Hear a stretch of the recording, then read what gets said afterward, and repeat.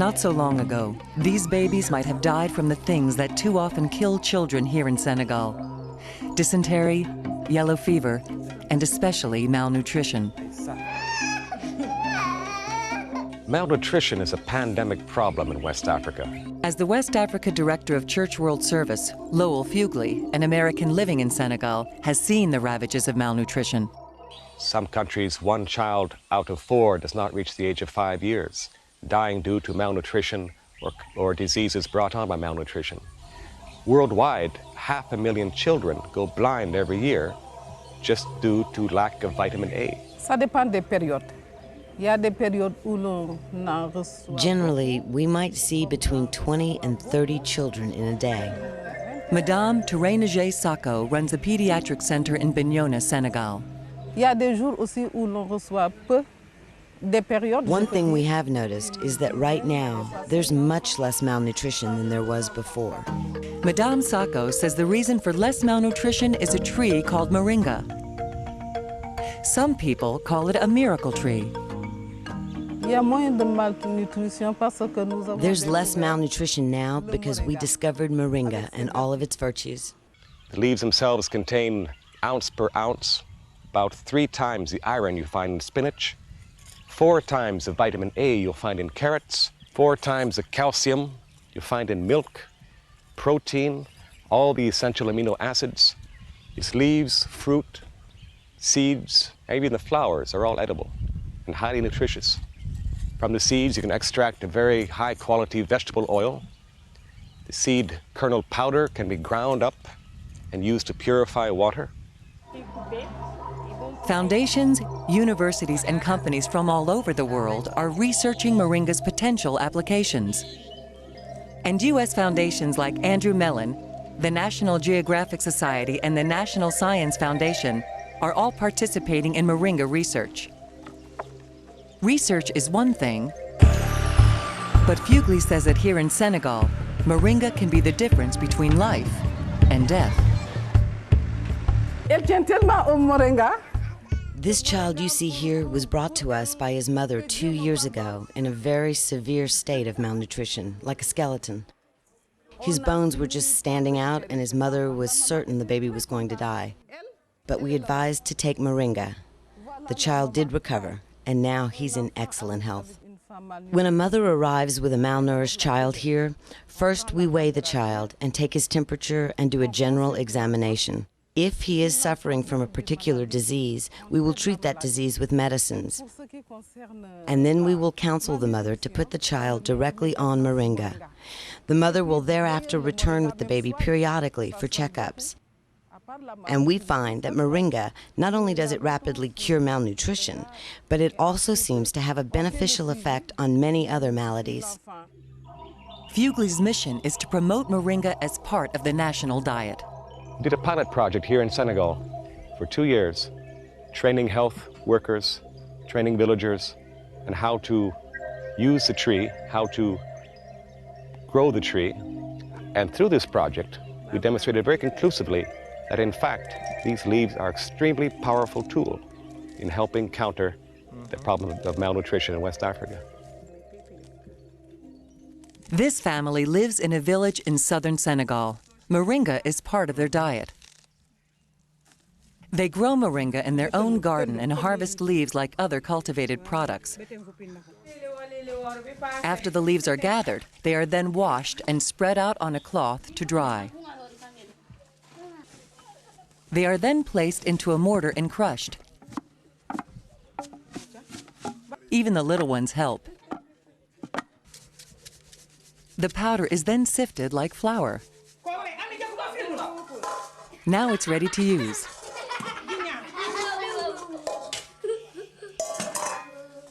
In this case, it's used as a spice over the evening meal.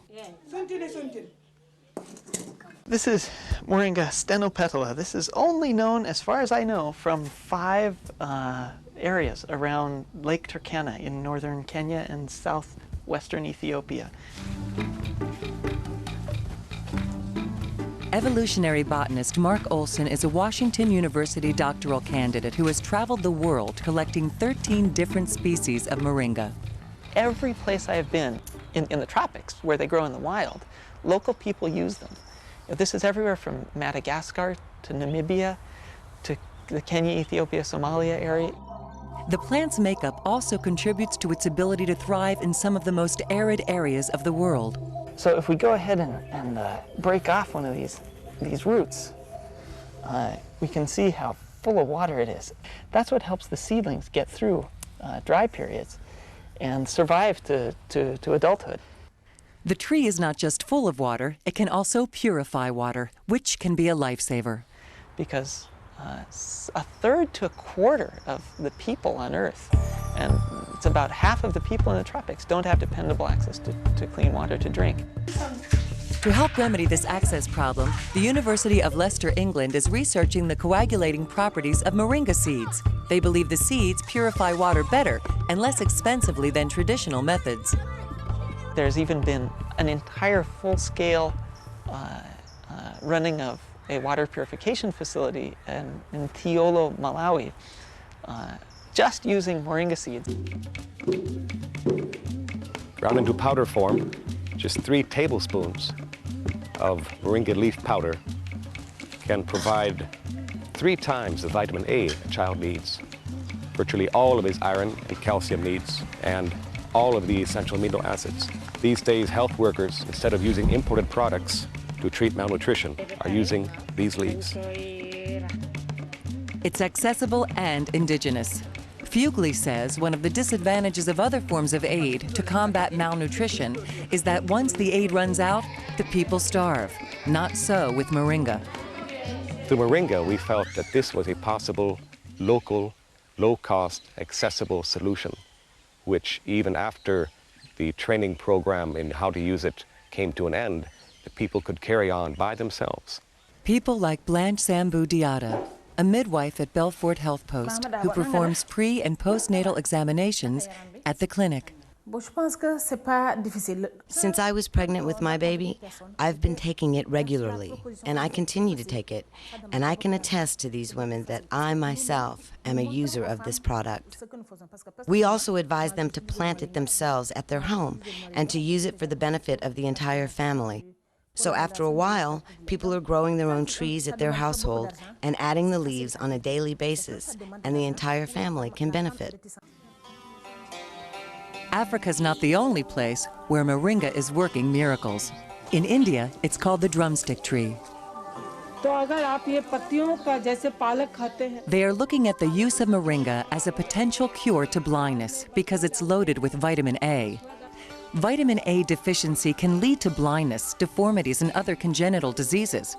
According to the World Health Organization, vitamin A deficiency is almost at epidemic proportions in many rural villages. In 20 villages in western India, Kansas-based Trees for Life is trying to fight this epidemic by helping the people plant and use moringa. In India, I know that people take the seeds and they will sort of stir-fry them, and they will get a vegetable that tastes somewhat like peanuts. Ann Hirsch is a professor of botany at the University of California, Los Angeles. Well, one of the things that impresses me most about moringa is the fact that it has the full complement of essential amino acids that human beings need. There are 8 of them that we cannot synthesize, so we have to get it from our food. In the developed world, we eat meat. In the developing world, meat is a rare commodity, or it's an extremely expensive commodity. Experts are surprised that Western businesses haven't exploited moringa's commercial value in the developed world. The place for a plant like moringa in this country would be most likely to people who follow a vegetarian diet. The protein could be processed and added to all sorts of different kinds of drinks or protein supplements that I know a lot of people purchase. But in Senegal, the people have more immediate needs for moringa. The mother should take a spoonful of powder morning, afternoon, and night every day. This will help her produce more milk and improve her health through 6 months while she's nursing her baby. She should also mix a spoonful of powder in with the baby's formula.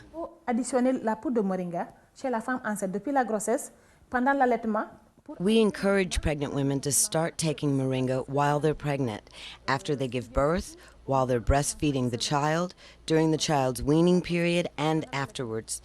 And this way we find that preventing malnutrition is much, much better than curing it. And clinics like this one are making it very easy for mothers to get Moringa. Many of the clinics we work with are now producing their own Moringa leaf powder and stocking it and putting it up for sale within their own pharmacies. Mothers are now able to come to the clinic. If they want Moringa for the equivalent of 3 cents, they can walk away with a small sack of Moringa leaf powder for their child.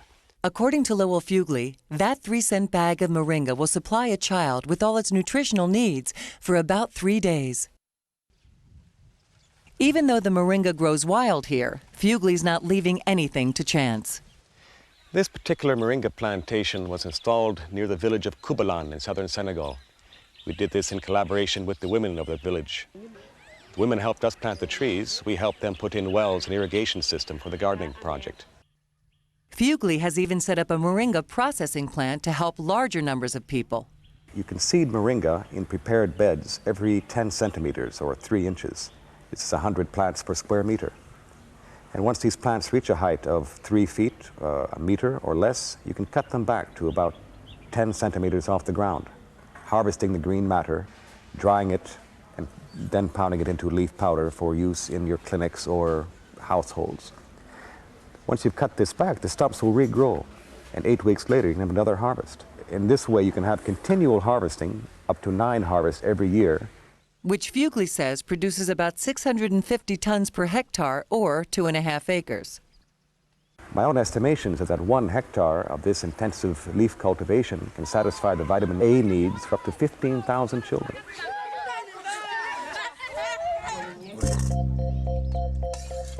The goal is to make sure that this family and hundreds of thousands of others have a future.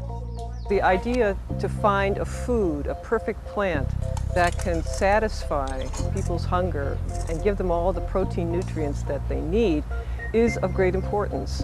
If I had set out to design a tree which would be of maximum benefit to mankind, I'd be hard put to do better than the Moringa mellifera tree.